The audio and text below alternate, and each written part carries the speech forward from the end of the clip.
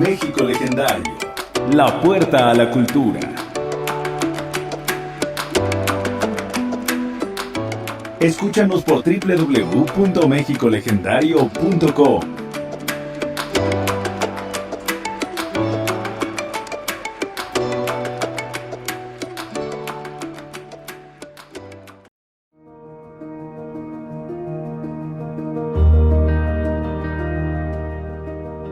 Creando conciencia.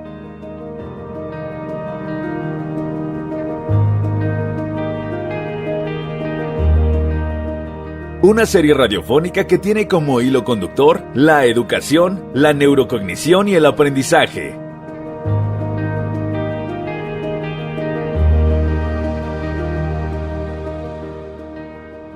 Creando conciencia.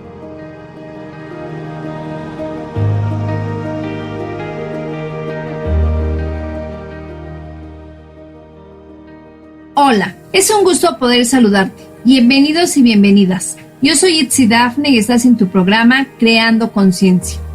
El tema de hoy, las neurociencias aplicadas a la educación. Para abordar el tema tenemos el agrado de tener con nosotros a la maestra María Lucero Gómez Rivera, quien cuenta con una maestría en Educación, Neurocognición y Aprendizaje por el Instituto de Enlaces Educativos. Cuenta con varios diplomados, entre los que destacan cómo desarrollar el pensamiento matemático en los niños, liderazgo y gestión escolar, calidad educativa y competencias docentes, mediación, una herramienta para el desarrollo de las propias competencias. Cuenta con una licenciatura en educación por la Universidad Pedagógica Nacional. Cuenta con una especialidad en planeación, estrategia y calidad total en educación por la Universidad Pedagógica Nacional.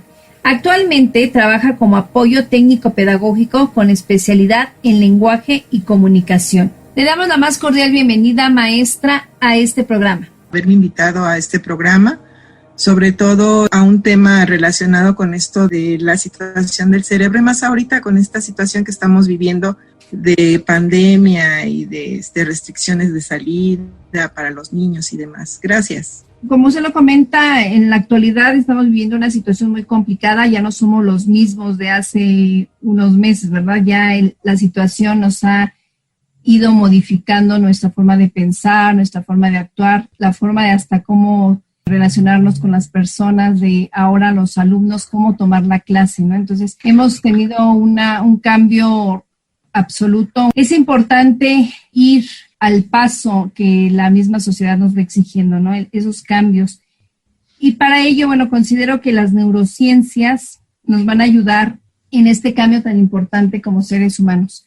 ¿Nos puede explicar desde su experiencia qué son las neurociencias? Bueno, sí, antes de explicar lo que son las neurociencias, sí me gustaría retomar un poquito esto que ustedes manejan o que tú manejas relación con creando conciencia. Esto de la situación, que toda situación cambia cuando eliges vivir con un proyecto de vida.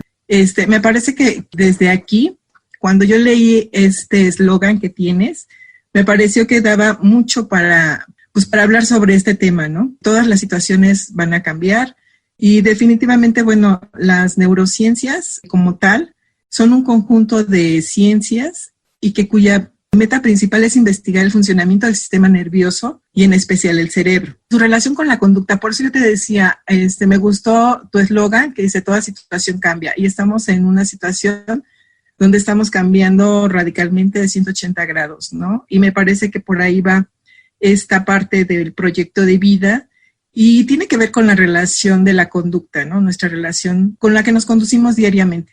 Todas las situaciones que pasan en nuestra vida, nuestras experiencias, nos hacen cambiar y desgraciadamente la experiencia que estamos pasando ahorita, pues ha modificado nuestra conducta, ha modificado nuestro sistema nervioso.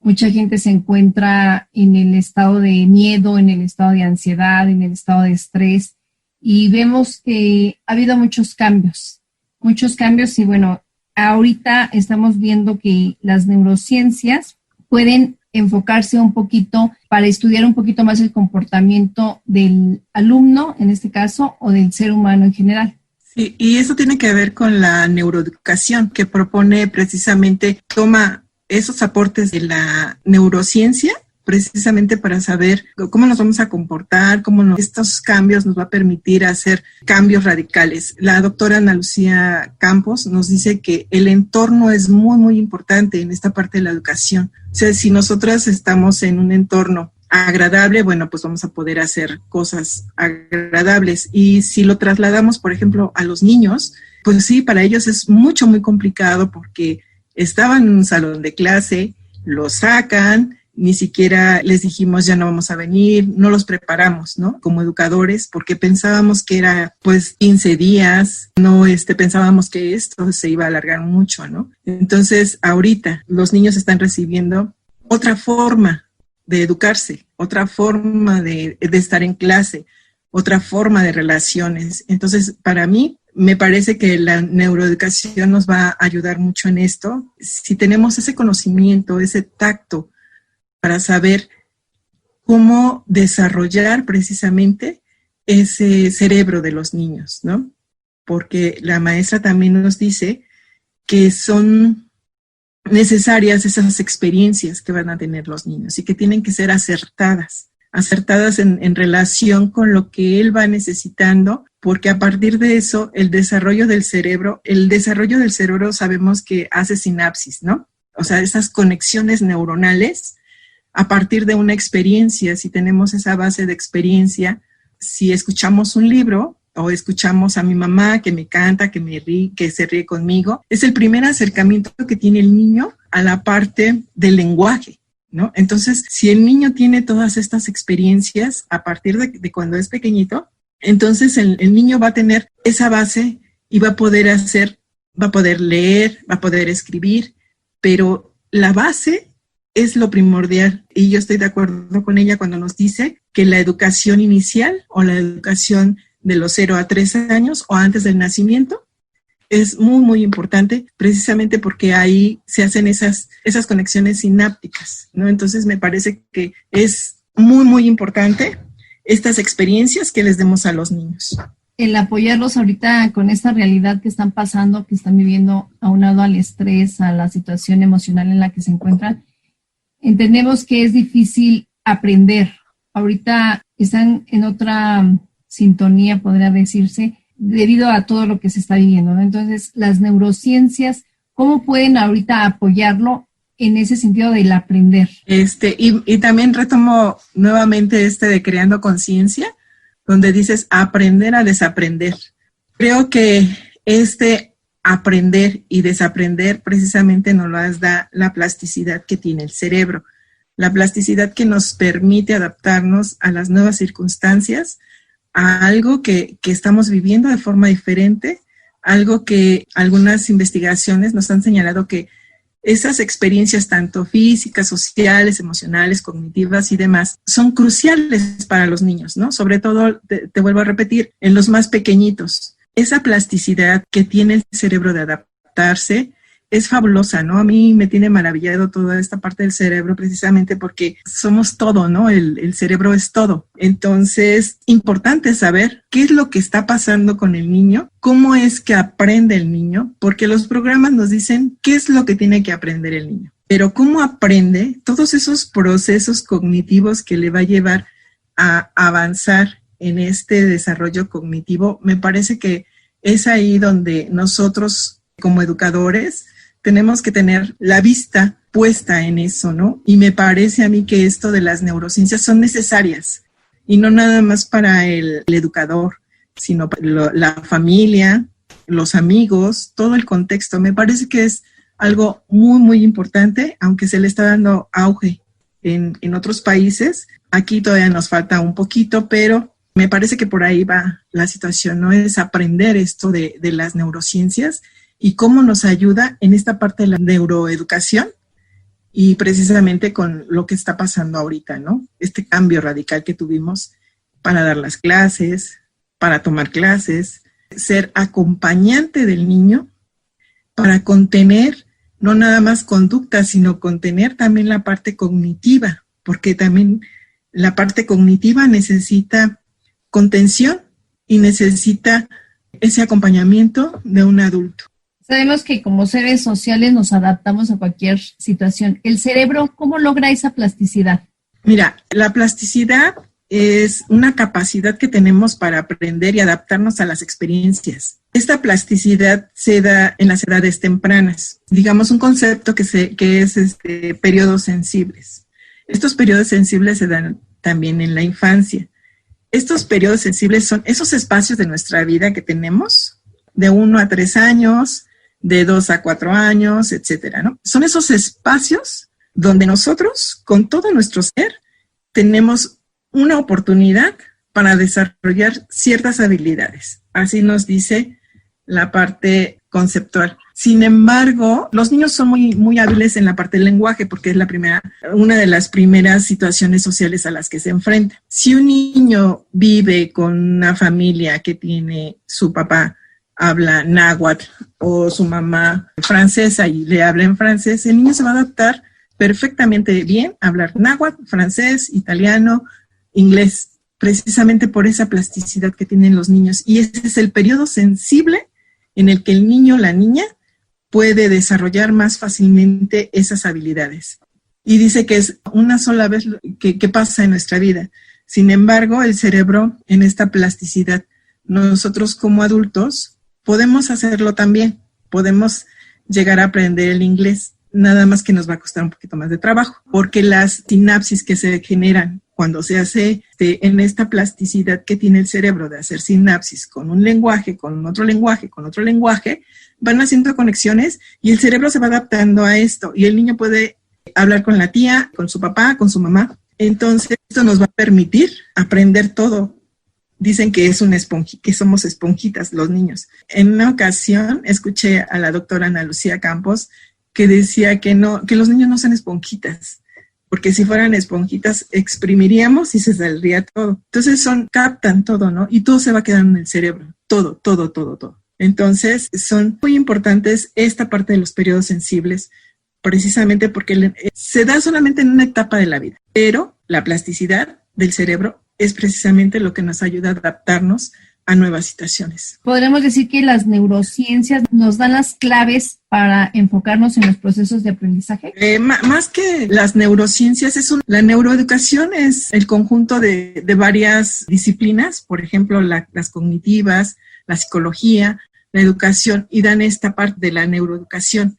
Entonces, lo que nos va a permitir precisamente saber o entender cómo los niños aprenden o cómo las niñas aprenden, es precisamente la neuroeducación, porque es ese conjunto de cosas que nosotras necesitamos o que nosotros como educadores necesitamos precisamente para poder saber cómo llegarle al niño, ¿no? Y cómo llegarle al niño son experiencias. Estas experiencias se desarrollan en el entorno. Si el niño tiene un entorno sano, si el niño tiene un entorno afectivo, pues va a poder tener esa situación donde el niño puede aprender, y ahorita para el niño o la niña es más fácil el aprender de cómo estaba tomando clases, desaprenderlo y aprender otras formas. Y cuando regreses al salón de clases, van a aprender diferente, porque ya tienen otra experiencia. Entonces va a ser mucho más rico para las aulas si queremos aprovechar esta parte, ¿no? Además de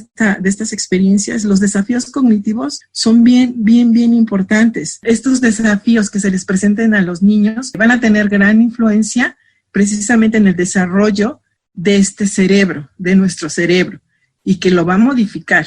Dependiendo de las experiencias que tengamos, el cerebro va a ir modificando o va a ir definiéndose de otra manera para poder enfrentar otro tipo de cosas. O sea, nosotras sí estamos aquí en casa, los niños están en casa, sin embargo, tenemos otro tipo de experiencias que nos van a permitir avanzar cuando regresemos.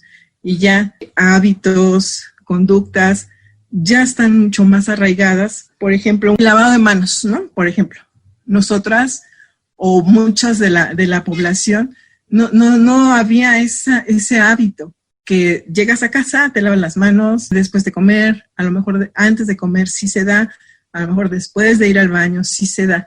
Sin embargo, ahorita estamos en otro tipo de situación, otro entorno que nos está modificando ciertas conductas o comportamientos, ¿no?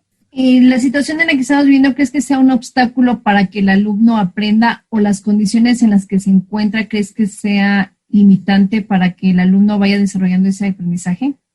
No, no me parece que sea una limitante. Como te decía hace un momento, para que el niño, la niña, el adulto, el joven, esté en las mejores condiciones.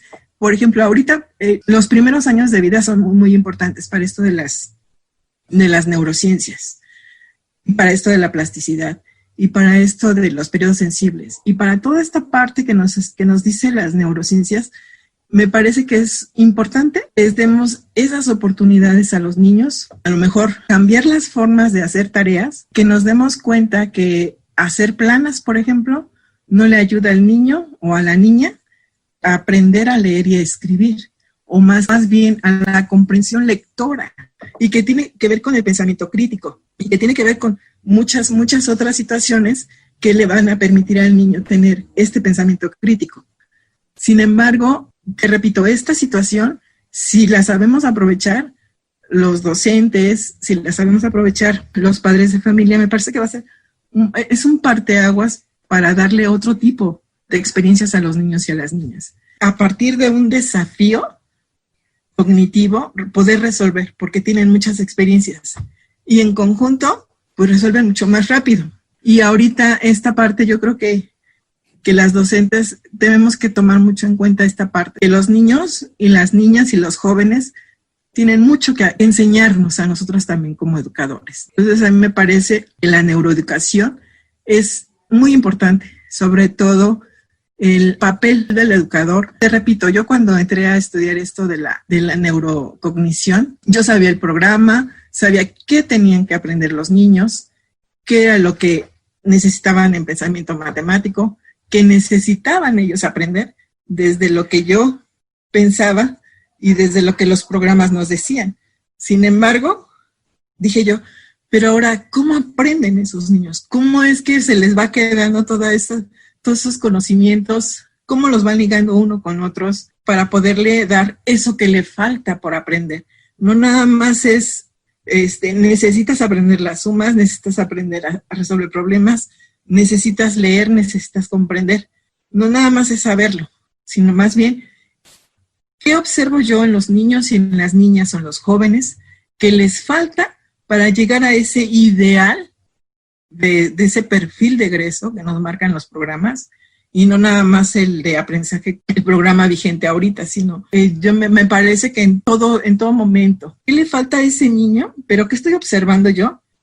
¿Y qué le falta por aprender? Si ya sabe, voy a decir una barbaridad, ¿no? Si ya sabe leer, ahora, ¿qué le falta? ¿Comprender? ¿Le falta escribir? Es todo un proceso.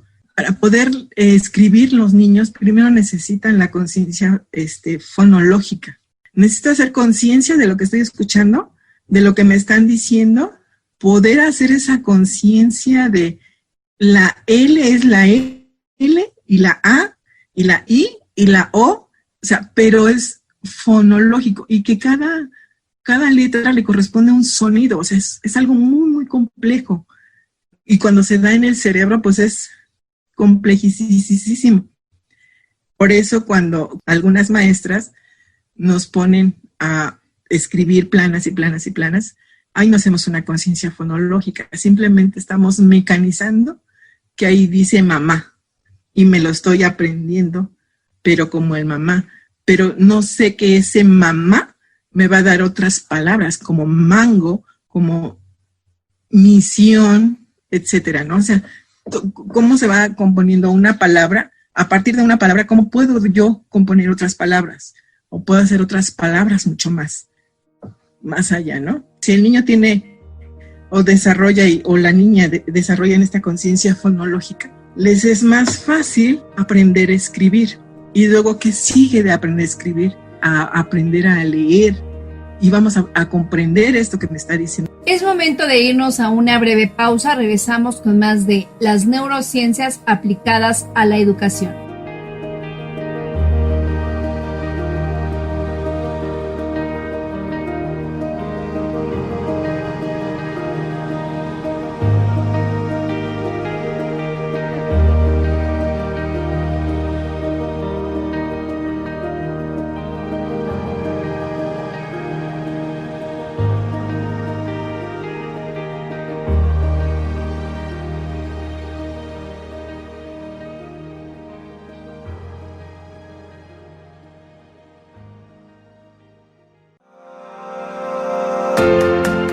Conoce la magia de los museos de México Legendario.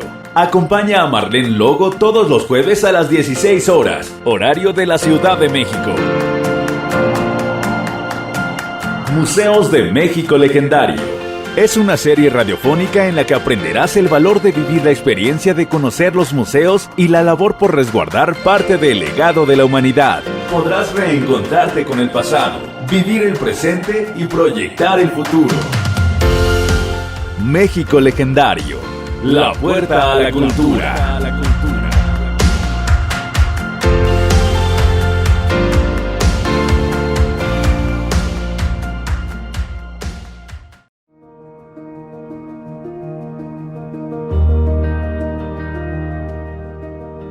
Creando conciencia.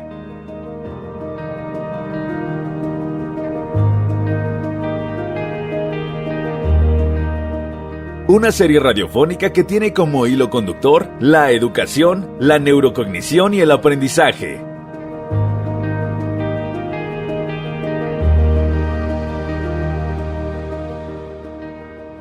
Creando conciencia.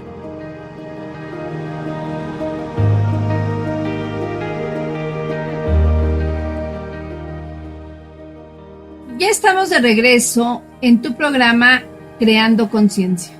El tema de hoy, las neurociencias aplicadas a la educación. Tenemos el agrado de tener con nosotros a la maestra María Lucero Gómez Rivera. Con todo lo que nos estás aportando, me llega a la mente el que tenemos que transformar esos pensamientos, ¿no? El que saber que estamos en una crisis sanitaria es tomarlo como una oportunidad para que el niño, a partir de su experiencia, de su vivencia, lo que está pasando, lo que está viviendo, pues como docente, lo lleven al conocimiento, ¿no? De, por ejemplo, se me ocurre los continentes, cómo fue que la pandemia empezó a llegar país por país, qué continente, cómo llegó a los continentes, desde la parte de la salud, o sea, toda esta experiencia que estamos viviendo, que no sea verla desde el enfoque negativo, ¿no? O sea, verlo como una oportunidad de que a partir de ahí el alumno puede ampliar sus conocimientos, puede conocer más, indagar más, ser más analítico,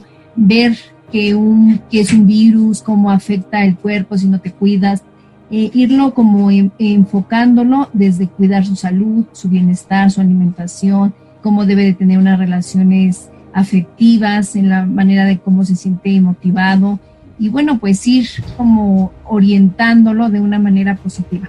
Maestra, ¿la relación cognitiva entre los procesos mentales y funciones psicológicas del ser humano tienen relación? Claro que sí, las funciones ejecutivas son muy importantes porque esa es la que nos va a permitir tener un autocontrol, una autorregulación tanto de nuestras emociones, nuestro pensamiento, la parte cognitiva, la parte social, o sea, es muy, muy importante. Mientras más tengamos estimuladas o desarrolladas estas funciones ejecutivas, el docente o la familia sepa por dónde llegarle al niño, pues sería muy interesante esta parte, ¿no? Además, cuando el niño es pequeño, acordémonos que nuestro cerebro triuno, están los tres cerebros. El primero, bueno, es el que nos permite sobrevivir y que es el reptiliano. Luego está el de las emociones y está el racional, ¿no? El neocórtex. Entonces, en esta parte de reptiliano, cuando nacen los niños y dicen, ay, es que es bien berrinchudo, ay, es que es esto, ay, es que muerde, es que muchas conductas para la sociedad son negativas porque ya nos hemos acostumbrado nosotros como adultos que no vamos pegando a la gente, que no vamos mordiendo, que no vamos haciendo berrinche en la calle, ¿no? Si nosotras o nosotros como educadores identificamos que es parte del desarrollo normal del niño, sin embargo, sí tiene que tener esas experiencias, como dije, esas experiencias que le den al niño retos para ir modificando ese cerebro y modificando comportamientos. Entonces, este cerebro que nos ayuda, el más primitivo que tenemos desde hace muchos, muchos años, antes de que tuviéramos un neocórtex, nos permite la sobrevivencia, nos permite correr cuando estamos en peligro, etcétera, etcétera. Pero si el niño no se le ayuda a identificar este tipo de cosas, si no se le ayuda a esta autorregulación emocional, autorregulación del conocimiento, autorregulación social, etcétera, no va a poder tener estas modificaciones, no va a poder tener esta modificación en el cerebro, no se van a hacer otro tipo de sinapsis en su cerebro. Dependiendo de esas experiencias es como los niños van a ir modificando. Mencionas que en los primeros años de vida los padres son los que se encargan de ir modificando ciertas cuestiones cerebrales. A nivel primaria, ¿quiénes son los que se encargan de ir modificando el cerebro del alumno? Pues aquí sí entramos todos, ¿no? Entramos todos desde que vamos en el camión, desde que el niño sí toma el taxi, el chofer, las personas que me voy encontrando en el metro, la familia, los maestros, sus compañeros, los desconocidos, todos ellos vamos formando parte de ese cerebro. O sea, tenemos mucha responsabilidad en relación con la educación en México. O sea, ¿qué clase de personas queremos a futuro, no? ¿Qué geriatra quiero que me atienda cuando yo esté un poquito más viejita? Bueno, ya estoy viejita, ¿verdad? Pero más viejita todavía. O sea, ¿qué tipo de persona quiero que me ayude a cruzar la calle? ¿Qué tipo de persona quiero que me atienda cuando esté enferma? Yo creo que necesitamos todos, independientemente si seamos educadores, que todos ayudemos en esta parte para poder cambiar, porque si no, no vamos a poder cambiar una sociedad cuando exigimos algo y damos otra cosa, o cuando les decimos a los niños no hagas, cuando nosotros sí hacemos, ¿no? O cuando la persona adulta sí lo hace, o cuando su hermano sí lo hace. ¿Qué tipo de lenguaje, qué tipo de conocimientos, qué tipo de lecturas les damos a ellos en este aprender a aprender? Como sociedad tenemos un gran compromiso. Día a día somos ejemplo, día a día somos observados, somos tal vez hasta imitados por los niños, ¿no? Todas las conductas que ejercemos, que ejecutamos como adultos. Hay unos ojitos, un cerebro que nos está observando en todo momento, y de nosotros depende, como comentas, de la sociedad que queremos para un futuro. Exactamente, y hacernos de cualquier situación sea una experiencia para el niño, una experiencia retadora, una experiencia cognitiva para los niños. Por ejemplo, hace un momento tú comentabas en esta parte de la pandemia, ¿no? Saber qué es el virus, saber cuál es la diferencia entre un virus y una bacteria, cuál es la consecuencia de que yo no me cubra la cara, la boca o los ojos, que son por donde entra el virus, ¿no? ¿Qué consecuencias va a haber si no me lavo las manos al llegar a casa? Y no nada más para mí, sino consecuencias para mi familia, para la persona que está a mi lado. Ahorita, con esta parte de la pandemia, tenemos mucho material para que los niños aprendan esto y muchas otras cosas más. Sí, de ahí el alumno va creando ese conocimiento significativo, ¿no? Todas las experiencias que ha vivido, lo que escuchan, lo que ven, las noticias, es parte de su formación, de su educación y de lo que va aprendiendo día a día. ¿Podemos decir que las emociones influyen en el aprendizaje del niño? Claro, por supuesto que sí. En un estudio que mencionaba la doctora Ana Lucía Campos, nos decía que ahorita es muy, a diferencia de otras épocas donde no teníamos esta parte de qué se activaba en el cerebro cuando me hablaban, qué se activaba en el cerebro cuando me gritaban, qué se activaba en el cerebro cuando me leían algo, ¿no? Todo este tipo de situaciones emocionales que me repercuten, ¿no? Y ahorita sí se ve, ahora sí que los foquitos en todo el cerebro de qué es lo que está manejando. Me acuerdo que antes decían que nosotros usamos el 10% del cerebro. Me parece que eso no es tan cierto, ¿no? Son como mitos, porque usamos el cerebro, ese 10% lo usamos más el 90% que tenemos. O sea, usamos el 100% del cerebro precisamente porque no la situación de una emoción no me va a pegar en un lado del lenguaje, y dependiendo de las experiencias que haya tenido antes, estas conexiones neuronales que se hacen o estas sinapsis que se hacen, va a depender de las experiencias que yo tenga. Si estoy acostumbrado a que me regañen, pues voy a hacer las cosas hasta que me regañen. No lo voy a hacer antes. O sea, depende de cómo le hablemos a los niños y también de cómo les demos esas experiencias. Y el contexto son muy importantes para esto de la neuroeducación. O sea, eso es lo primordial. Y ya tú bien lo decías hace un momento, o sea, tenemos ojitos por todos lados, ¿no? Cuando salimos a la calle, y qué comportamiento les estamos dando. Y esos ojitos Y esos oídos son nuestros jueces para el futuro, ¿no? Sí, me parece que es muy importante la parte emocional para que el niño pueda aprender o no. Una tarea muy compleja tanto para padres, para maestros y en sociedad en general, ¿no? Una tarea muy importante que tenemos que, aquí va la palabra, conciencia de todo lo que estamos haciendo y todo lo que estamos generando en las generaciones jóvenes. Tenemos que cuidar nuestra mente, nuestras emociones, nuestras relaciones sociales, familiares, nuestro entorno, para ir generando un aprendizaje en torno a esta situación. ¿De qué manera, maestra, podemos nosotros fortalecer nuestro cerebro y nuestro sistema nervioso central, que es tan importante para nuestro desarrollo en el aprendizaje? Sí, me parece que, bueno, ya tú bien lo mencionas, es la parte social, es la parte cognitiva, la parte de las emociones, todo esto que está y extrínseco de que me permite ir por la vida, ¿no? Y hacer esta parte precisamente de estos proyectos de vida que tú mencionas aquí. O sea, van a ser diferentes si yo tengo buenas bases. Este proyecto de vida sí lo voy a cambiar y este proyecto de vida va a ser diferente a otro proyecto de vida que va a ser mi hermano o mi hermana, ¿no? Pero también hay algo muy importante, la alimentación, ¿no? Los nutrientes que van al cerebro, me parece que eso es también una situación muy, muy importante. ¿Cuáles son los alimentos que me van a permitir ir desarrollando esta parte? Que tiene que ver mucho la alimentación. Me parece que es como una triada, ¿no? La alimentación, la parte de las interacciones y la parte del rol del educando, que en este caso, pues ya sabemos que todos podemos influenciar en los niños y en las niñas, en los jóvenes, y me parece que la alimentación pues es importante. Sabemos que desgraciadamente no todos tienen las mismas oportunidades para alimentarse sanamente, ¿no? Y yo creo que también como parte del papel que juega la educación, dándoles a conocer a los niños la importancia de nutrirse.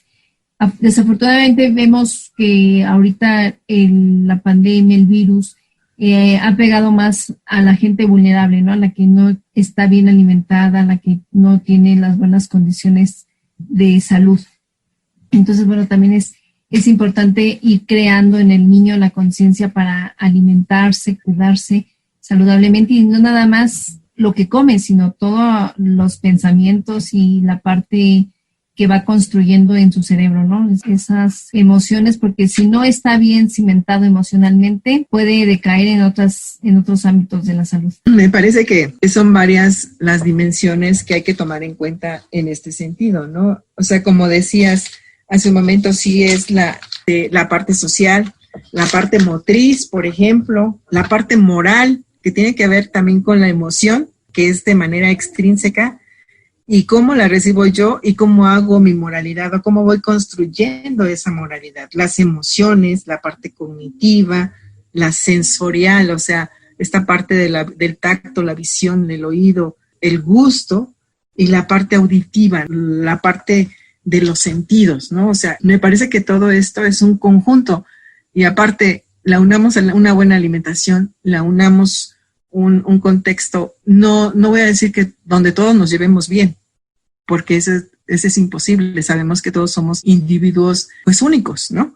Pero sí es el respeto por el otro, el respeto a mí primero y después respeto al otro. Si yo no me respeto, no puedo respetar al otro. Entonces me parece que hay esto del cerebro es muy, muy complicado, es muy, muy complejo y algo que tiene que ver con una buena educación. No nada más es la estructura social de la escuela, es la estructura social de la parte política como ciudadano político, ¿no? La parte de la religión, las artes, todo esto nos llena de muchas cosas y nos van construyendo a partir de cómo tú me des o cómo el maestro me dé estos desafíos para que yo pueda seguir aprendiendo. Entonces yo me voy a dar cuenta que me falta algo por aprender, pero ya de mí, ya no me lo va a decir la maestra, ya no me va a dar esas situaciones donde yo tenga que aprender más, sino más bien yo voy a decir,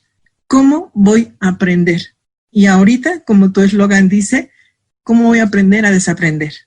Pero voy a aprender otras cosas nuevas, otras cosas diferentes, otras formas de resolver, otras formas de pensar, otras formas de relacionarme con los otros, porque hasta eso hay otras las formas de relación que teníamos antes, no son las mismas. Ya no puedo me vienen a visitar mis nietos, ya no los puedo abrazar, ya no pueden besar, porque vienen de la calle y yo soy una persona vulnerable por mi edad, ¿no? Entonces, sí es otra forma, no de querer, sino de demostrar ese afecto que tenemos hacia el otro, ¿no? Entonces, me parece que si conducimos bien esta pandemia, vamos a sacar cosas muy buenas desde la educación, ¿no? Entonces, sí me parece que el maestro o la maestra, no nada más somos maestros o maestras, somos mucho más allá, somos educadores, pertenecer a una sociedad y que tenemos esa responsabilidad muy grande, muy enorme, pues porque tenemos muchos cerebros, pues, en nuestras manos, ¿no? ¿Qué le puedes decir a los docentes que no tienen esta formación de las neurociencias? ¿Cómo puedes invitar a ellos para que puedan hacerse aliados de las neurociencias? Que investiguemos un poquito cuáles son estos procesos para que el niño llegue a buen puerto, ¿no? Claro, yo creo que es una parte importante saber cómo nuestro cerebro ejecuta todas esas conexiones que va adquiriendo del medio, ¿no? Entonces sí es importante también como docente crear ese sentido de los valores, inculcar al niño los valores, el llevarlo, que todo lo que va viviendo es importante para su vida, ¿no? Entonces ahorita cambiar ese pensamiento es sumamente importante, el que la pandemia es una oportunidad para que el niño siga aprendiendo y de la manera como lo está haciendo, porque es una experiencia nueva y que de ahí va a aprender cosas nuevas. Es su mundo, es su realidad, entonces tenemos que hacerlo de una manera positiva y de una manera siempre pensando en que todo esto va a tener buenos resultados. Es un gusto, maestra, haberla tenido con nosotros. Gracias por todos los conocimientos que nos aportó. Espero que todo esto les sirva a los maestros para que tomen un nuevo rumbo en sus prácticas escolares y puedan apoyar en el alumno en todos los procesos de aprendizaje. No, muchas gracias a ti por haberme invitado y te felicito por el programa. Y cierro con tu frase, vamos a crear conciencia, o estamos creando conciencia, esperemos. Muy bonita frase, eso es de crear conciencia, es lo que vamos a hacer día a día para un mejor mundo. Agradecemos a todos nuestros radioescuchas el habernos acompañado a un programa más de Creando Conciencia. Nos esperamos el próximo programa. Gracias. En la producción, Mario de la Fuente. Yo soy Itzi Dafne y estuviste en Creando Conciencia. Radio México Legendario 2020. Hasta la próxima.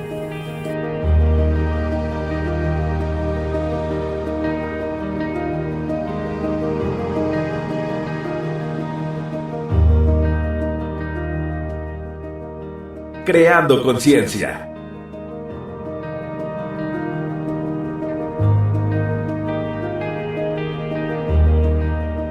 Una serie radiofónica que tiene como hilo conductor la educación, la neurocognición y el aprendizaje.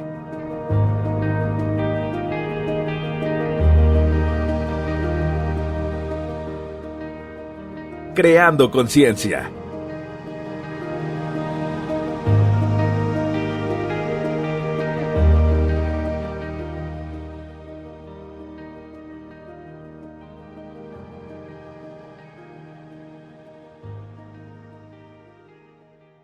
Educación, Cultura y Patrimonio de México Legendario es una asociación civil que se encarga de la difusión, organización, presentación, promoción y desarrollo de la cultura, educación, tradiciones y patrimonio de los pueblos, municipios, ciudades y estados de la República Mexicana. Visita www.mexicolegendario.com y nuestro Facebook, México Legendario. México Legendario. La puerta a la cultura.